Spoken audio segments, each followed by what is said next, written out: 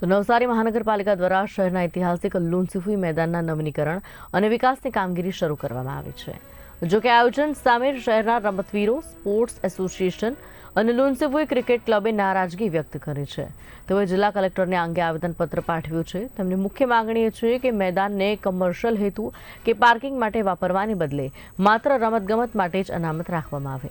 રમત પ્રેમીઓની રજૂઆત મુજબ મેદાનમાં અન્ય રમતો માટે સ્થાયી કોન્ક્રીટ મેદાનો બનાવવાનું આયોજન છે, જેનાથી ક્રિકેટ, ફૂટબોલ જેવી મુખ્ય રમત માટે મેદાન નાનું પડશે। ઉપરાંત મેદાનની વચ્ચે આવતા કોન્ક્રીટ સ્ટ્રક્ચરને કારણે ખેલાડીઓને ઈજા થવાનું કે અકસ્માત સર્જાવાનો ભય પણ વ્યક્ત કરાયો છે। મેદાનમાં સિન્થેટિક વોકવે બનાવવાની દરખાસ્ત આવકાર્ય છે, પરંતુ જો તે મેદાનના મૂળ લેવલ મુજબ નહીં હોય તો દોડવીરો અને ખેલાડીઓ માટે જોખમી બની શકે છે। રમતવીરોએ સૂચન કર્યું છે કે વોકવે અન્યત્ર બનાવવું જોઈએ અથવા તો મેદાનની રમતને નુકસાન ન થાય તેવી રીતે નિર્માણ થવું જોઈએ। નવસારી મહાનગરપાલિકા દ્વારા નવસારીના લુન્સીફુઈ રમતગમતના મેદાનમાં વિવિધ અન્ય પ્રવૃત્તિ માટે કેટલુંક બાંધકામ ગઈકાલે શરૂ કરવામાં આવ્યું।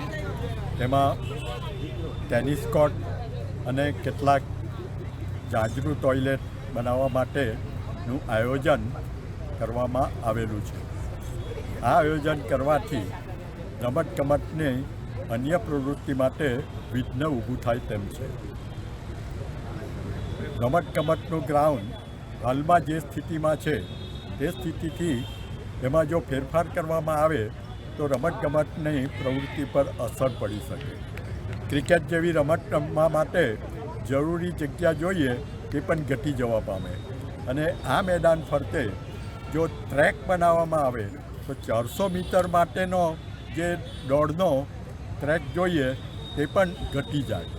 આજના દિવસે સવારના સમયે લુન્સીફુઈના જુદા જુદા સ્પોર્ટ્સ સાથે સંકળાયેલા લોકો અને વિવિધ સંસ્થાના લોકો દ્વારા આવેદનપત્ર આપવામાં આવ્યું કે તે સ્થળે ટોયલેટ બ્લોક ના બનાવવામાં આવે અને જૂની જગ્યાએ જ જે જૂનું ટોયલેટ બ્લોક હતું તેમને દૂર કરીને એ જગ્યાએ બનાવવામાં આવે એવી રજૂઆત મૂકવામાં આવી છે, જેને ધ્યાને લઈને